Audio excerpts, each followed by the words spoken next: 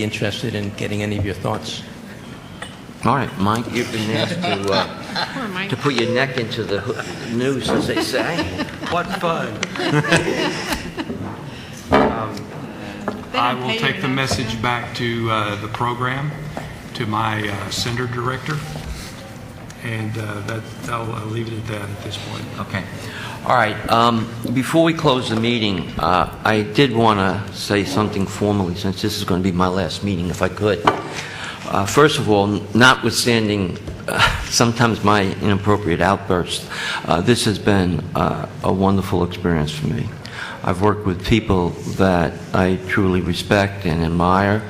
I appreciate that you allow a pediatrician to lead this group again. I do think children suffer from this, and it may be a perinatal form of it, that the things we talked about today will lead to that recognition. I want to thank all of the community that have come to these meetings and stayed almost to the end, almost to a man and woman. And child, a few children have been here, older children. I want to certainly congratulate the Whitmore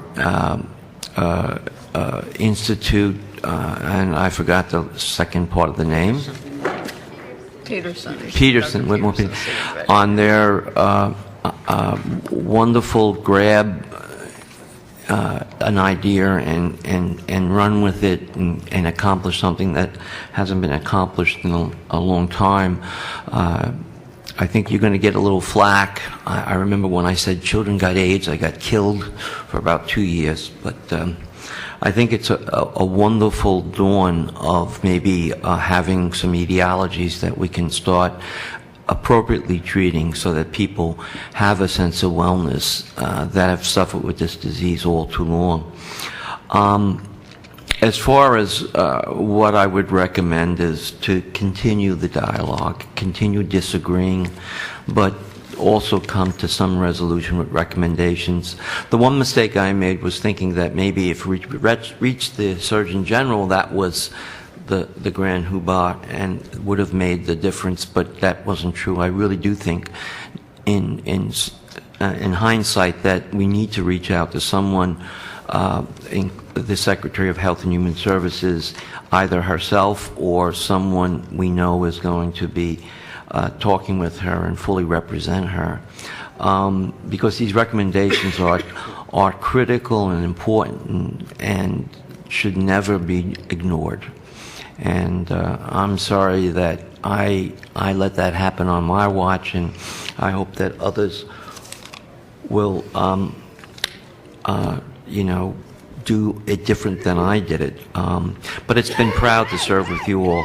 I also want to note that Rebecca and Cindy and Chris and Morris are also leaving, and I want to give them a few moments before everyone scurries to the plane if they have any remarks to make. But I do want to thank again everyone on this committee, Wanda before her, the other people that assisted me. And I want to say one special thing about the representatives, the ad hoc members of this committee.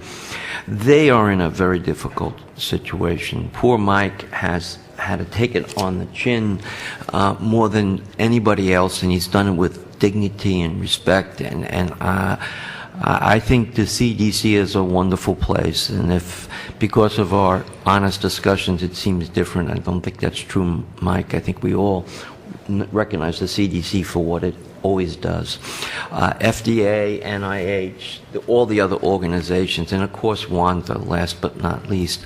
Wanda and her staff who've made it very easy for me to be chair. So I think whoever's going to take over the position, Chris or whoever, they have an awful, wonderful person to work with who makes the job very easy, and I think understands this disease so that you have someone who really is an expert, not just support personnel. And thanks again. So I want to ask Rebecca, Cindy, Chris, and Morris if you'd like to say a few words. I have a final committee report that I'm going to submit, even though we'll probably meet one more time. But there were a couple things I wanted to say. That the most important thing this committee can do is to provide tools to treat patients. Research is wonderful, but you do it to treat patients and to help them get better. And as long as that emphasis is there, is that the physicians who are here, I strongly believe, represent patients, because I know several of you, and I know the love that you have for the patients that you care for and treat. And even though Jason's an attorney and he's out for the gold, I know that he cares about this illness. I am disheartened that more couldn't have been done about pediatric CFS. And so when I leave this committee, I will be taking up that as my personal, what I'm working on. So off the committee, but still going and doing things. I want to say something that is going to come out of the blue. And it comes from something that was said yesterday, and I'm just going to read my statement. I am horrified that the state of Georgia is allowing the CDC to study their foster care children who have been traumatized already. As wards of the state, these children should be protected and not used as research tools. Has no one thought of the ethical ramifications of using wards of the state as research subjects by the CDC? This is not derogative to the CDC. I just listened to what was said, and I think these children need to be protected. If we don't at least think about this ethically, we are really missing the boat.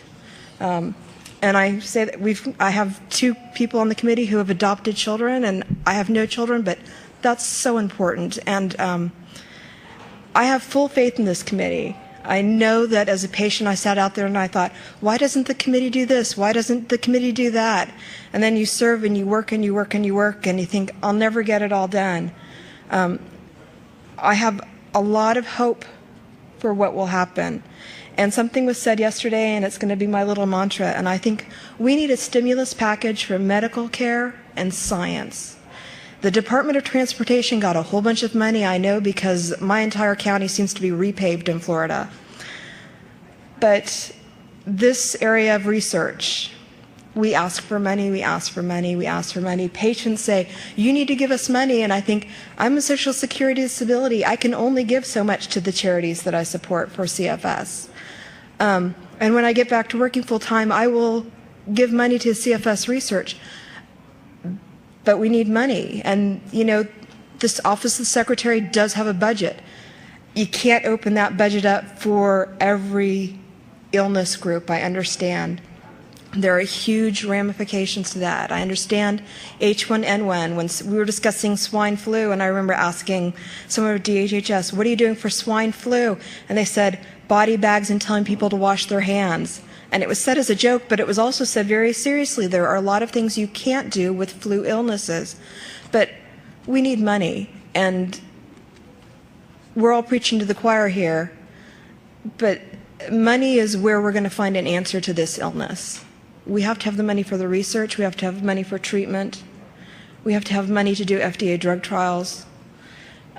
It's such an important thing. But I want to leave and let the patients know how much I have enjoyed hearing feedback from them, and to let this committee know what a pleasure it has been serving with all of you. You're just pleasant. It's enjoyable to spend time with you in the evening and to have our early breakfast meetings at the hotel.